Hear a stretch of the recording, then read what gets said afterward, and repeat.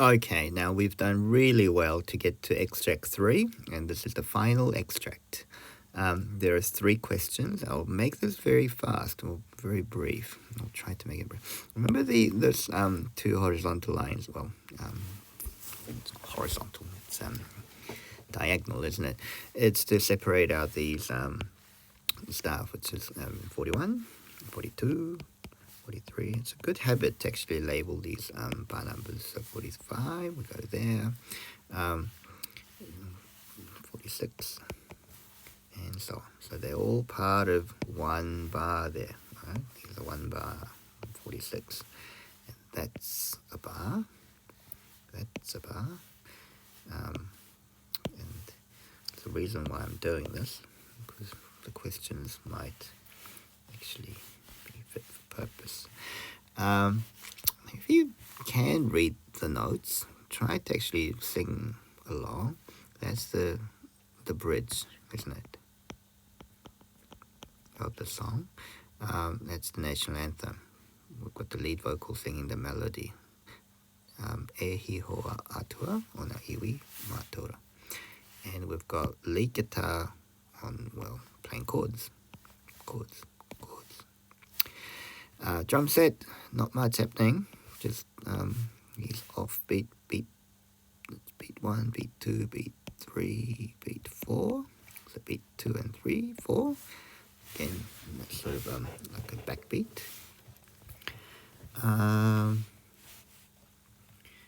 Oh, okay. So it's only the lead vocal singing.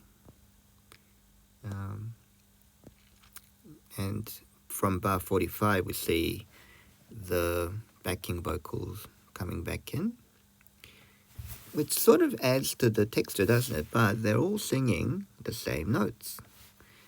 So it's not like a whole different harmony they're singing. They're all sort of, supporting the lead vocals just by doubling the parts or tripling the parts. And where does that continue? So that goes on till there, doesn't it? What might happen is when you have, more voices singing, naturally you'll have louder. The dynamics will go up, so it'll be louder. I guess in a certain extent, the texture could be dense. Remember, texture is layering.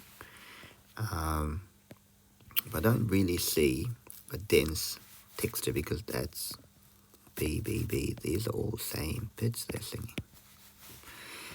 Okay, but when you get to this part,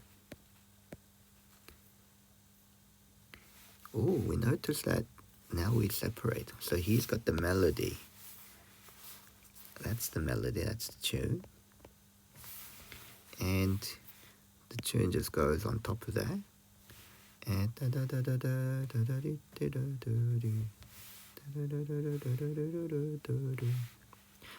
now here we sort of see more dense texture here. Yeah, so that's G. And just C. Let's say a fifth, an interval of a fifth. Well, what's the interval there?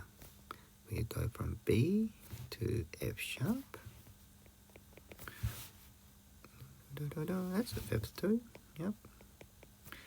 And here we've got an interval of a sixth. So remember, these are what we call consonants. Now, consonant intervals are fifths, sixth, major sixth or minor sixth, and the third. So these intervals are very harmonious and they sound very pleasant together, and these are what we call consonant. And the opposite of that, when we use a second, a fourth. Now, fourth is a tricky one because it's a perfect fourth and they can sort of sound quite pleasant, but fourth also creates tension. That's where we get the sus4 chords. Something to look forward to in level 2. They create tension and it wants to resolve down to third. So that's a tension chord. Seventh is, it's quite dissonant. So, the opposite of consonant is dissonance. But anyway, we have two different pitches happening. So that's a G to C. And here it's harmonized. That's what harmony is. And when things are harmonized, the texture becomes much thicker. So the texture, or the layering, it's more dense. And we call this kind of harmony,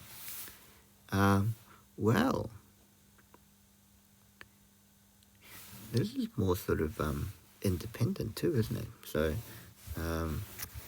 got the main melody going, and they've got another melody happening here. So you could argue that this is quite homophonic, but also could be polyphonic.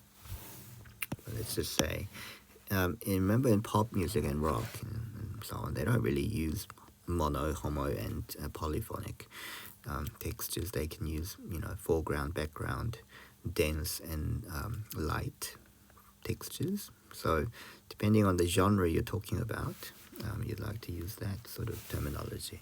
Now, but here we can see definite homophonic texture. I would say if you had to talk about homophonic, I would argue that it's polyphonic, because you've got two sort of independent melodies happening at the same time. And here, everything lines up. Remember, this is called homorhythmic. The rhythm's same, but the pitch is different. So this is definitely homophonic. So the textures change. It's becoming more complex as it goes on. Da, da, da, da, da. Ooh, now here, remember, bar 48.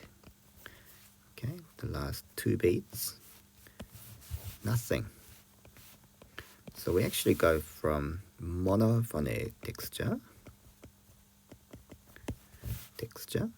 and you can say that because it's just one voice singing with no accompaniment.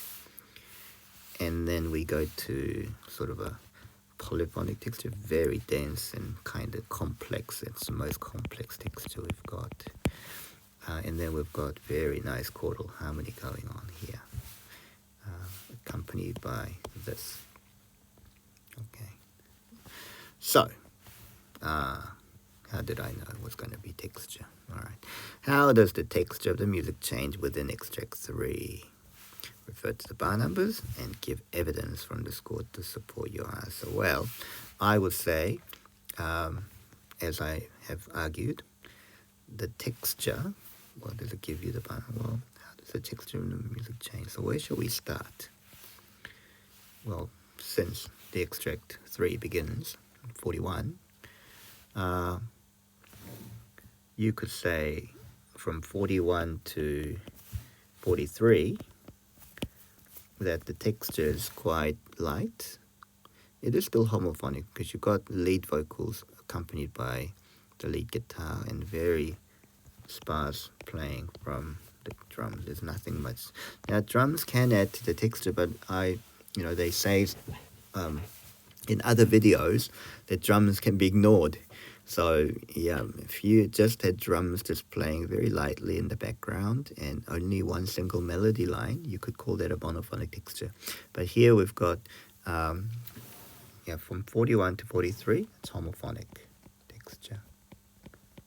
But quite light in feel because you've got no backing vocals singing, right?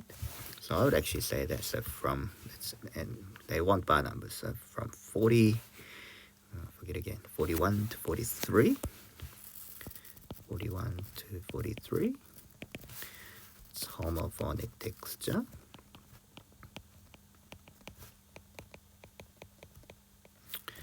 I'll do the explaining later. So I'm going to just maybe put these in sections. Now, what happens next? 45. Sort of, these are all doubling, but it's accompanied. So the backing vocals come back. Backing vocals come back here from 45, 46, 47, 48. So 48 it finishes, 45 to 48.